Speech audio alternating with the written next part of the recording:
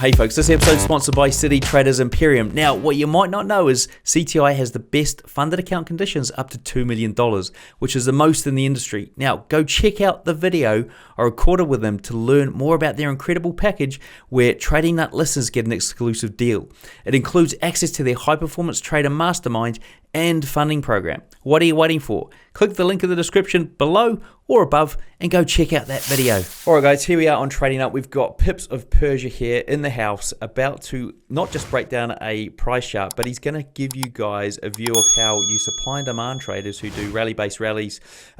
Really what you're actually doing is Wyckoff and smart money concept, and he's going to show you how. So welcome to the show, Mehdi. How are things? Thank you very much. Everything is good. Excited to be here. Great. Well, look, let's jump into your price chart and see how you do it. Okay, so first things first, I want to kind of, in a way, help everyone understand that a lot of different strategies that we actually use in trading, in some words, there's different angles of the same picture, different angles of the same car crash. In a way, even us as quote unquote institutional traders or smart money and Wyckoff traders, a lot of the stuff that we use is similar to break and retest strategies. So as I started to learn more, especially about the Wyckoff schematics and the kind of Wyckoff market cycle and so on and so forth, I started to, in a way, mix this with what I already knew about supply and demand, and especially about drop-based drops and rally-based rallies.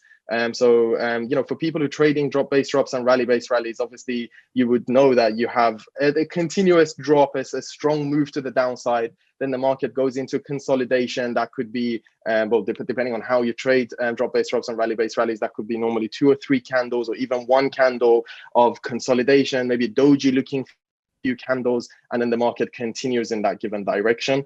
And this in itself can turn into a future areas of supply where you're taking trades to the downside based on. And a rally-based rally is when you obviously see the market go up, go sideways, or enter that area of consolidation for a few candles, maybe 2 or 3 doji type of candles, or small movements that's sideways, and the market continues to go in the same direction. And in a way, this turns into your area of demand. Now, keep that in mind, and let's quickly also speak about exactly what Forex is, exactly what Wyckoff is, and what Wyckoff shows us, because Wyckoff speaks about 4 different, market cycles. I'm going to say not cycles, but 4 different things that can take place in the market, where you have a markup phase, the market is going up, and it enters an area of consolidation and it drops. That's your distribution. You have a markdown phase, and the market enters a consolidation and it rises. That's your accumulation. You have a mark up phase, and the market goes sideways and it continues to go up. That's your reaccumulation. And you have a mark down phase, and the market is going sideways and it continues to fall. Now that's a redistribution. Now, in reality, when you look at this, you're thinking to yourself, well, there's only 4 scenarios when the market goes into a consolidation practically. Well, there's only 2 scenarios. It's either going to go up or go down. And of course, there's practically no other scenario that can actually take place in the market. But that's the exact beauty of it. We've actually broken down everything to 4 possible scenarios that we can trade based on, which is amazing.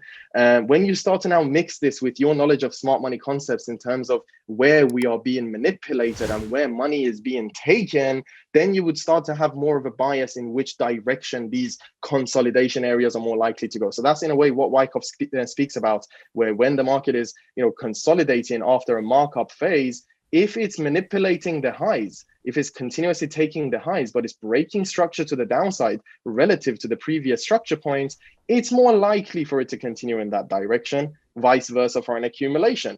If it's going down and it starts to approach this area of consolidation, but it also starts to manipulate the lows and break structure to the upside, then obviously this can most likely turn into an accumulation and the market continuing in that given direction. The same school of thought and the same analogy can be applied to reaccumulations and redistributions, where you have had the market rally up, enter an area of consolidation or a sideways market movement, where within this area, you tend to see more of the market maybe manipulating the lows and more of a bullish order flow. So in a way, you would see the market actually break structure points to the upside and have more of a strong move in the upwards direction. Now, this is your reaccumulation example. It holds the same weight to an accumulation in terms of manipulating the lows and breaking structure to the upside. And within a redistribution is where the highs are mostly being taken and the market is then, reversing and coming to the downside. Now, that's the theory behind it. The analogy, obviously, as you can imagine, on the charts, it will look very different, and it looks slightly different in terms of how you can actually see it and identify it. But for the drop-based drops and rally-based rally traders, here's what I want you to take into account.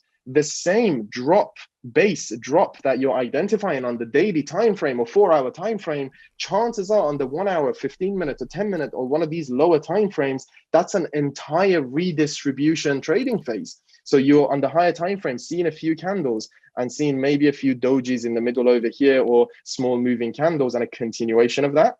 Now, on the lower time frames, the entire thing can actually be, for example, a distribution trading range where the market is actually more so distributing the price and then going lower. Now, you might already know the boundaries of trading are expanding faster than ever, but what you may not know is there's still time to take advantage of these opportunities. With my sponsor, Sage Strategies, you can instantly get access to institutional grade algorithms built on the back of decades of professional fund management experience. This means their systems are robustly tested, risk managed, and rigorously informed by their team of experts. Go and check them out at sagestrategies.io or click the link in the description.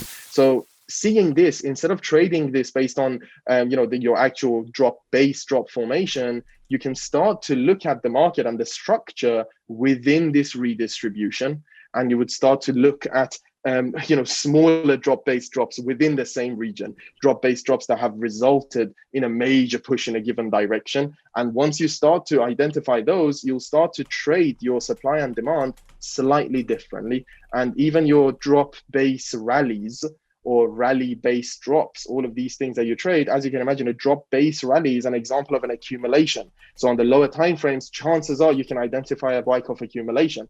A rally-based drop is an example of a distribution. Chances are on the lower time frames, you would be able to see those distribution.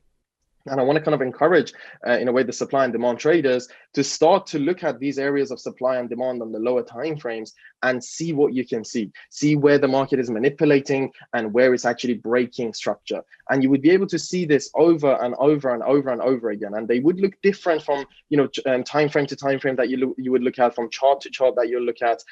But we'll have a look at a few examples of it. For example, this is almost a perfect area of a rally-based rally. Especially looking at down the 3-day time frame, you can see rally, couple base candles, and the continuation of that. On the daily time frame, that's all very clear as well. Rally-based rally. Even this higher area over here, that's something that you can consider a rally-based rally. Now, almost certainly, if we start to analyze these on the lower time frames, whether it be hourly, 15 minutes, or whatever it may be, you would start to be able to identify entire reaccumulation trading ranges. Now, I'm going to mark this up as a reaccumulation. Start to now compare this for yourself to different reaccumulation schematics and see what you can find. For those of you who have traded Wyckoff before, then you're practically marking this up, hopefully parallel to me as we're going. That's your preliminary supply. This would be your buying climax over here. Again, a couple different ways to have markups, but this is how I'm seeing a preliminary supply, buying climax. This is now that sign of weakness down here at the start of it. This could have looked like a distribution. This market pushing back up. A lot of people would have identified that as UT, but that's in reality your automatic rally back up, where the market has given us this rally all the way to the upside. And this is your creek as the market is approaching this kind of low volume, but not in terms of the volume indicator. I mean, low volume as in there's not much.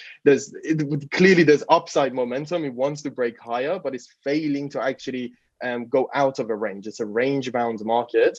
And this creek that you can draw at the top of it, and you jump across the creek. But weirdly enough, these same things, when you start to analyze and reanalyze them within the same reaccumulation phase, you would be able to identify many accumulations and many reaccumulations and so on and so forth. So for the other people, for the other Wyckoff traders who are trading these concepts confidently, you might have even started to take these trades based on these lower time frame accumulations forming.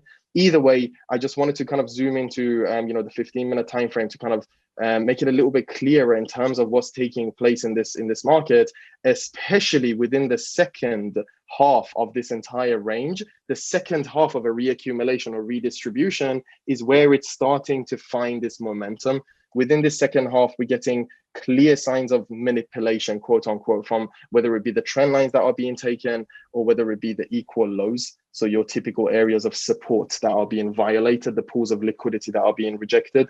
And from there, you would start to get your in a way, rejections and moves to the upside. So instead of me now trading this or looking at that as a rally-based rally or a drop-based drop, I'm looking at them from the perspective of Wyckoff, from the perspective of what's actually taking place in this market for it to be consolidating. What is it actually doing for it to be consolidating? It's the same story up here as well. You can clearly see where the lows are being taken and where the previous major areas are being manipulated. The market within that consolidation region is taking care of liquidity, releasing liquidity to the downside to then be able to push the market higher.